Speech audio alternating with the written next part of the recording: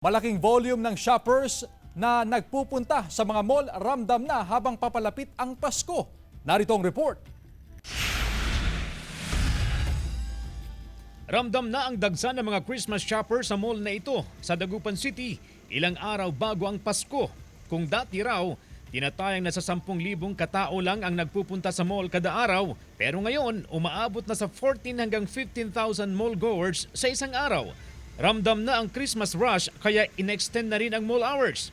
Mula sa 10 a.m. hanggang 8 p.m., ginawa na itong 10 a.m. hanggang alas 9 ng gabi. Marami yung mga nagsha-shop for Christmas gifts, Christmas parties, ganyan. Siyempre, gusto din natin kasing bigyan yung mga customers natin more time to shop and of course to do their last-minute shopping. Ikinatuwa ito ng ilang mall goer, tulad ni Dr. Shani Lay na kung minsan gabi na natatapos ang kanyang trabaho sa ospital. Medyo late na kami nakakauwi. So sa amin parang blessing siya na in-extend nila kasi late na kami nakakauwi, nakakapunta pa kami ng mall. Kung in-extend nila until 9, maganda kasi lalo na Christmas rush. Dahil sa dagsa ng mga tao, hinigpitan pa ang seguridad sa mall.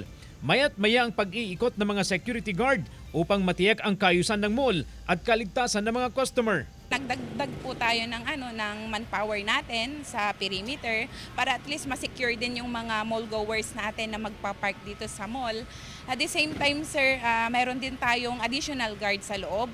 Ang extension ng mall hours, good news ang hatid sa mga tricycle driver.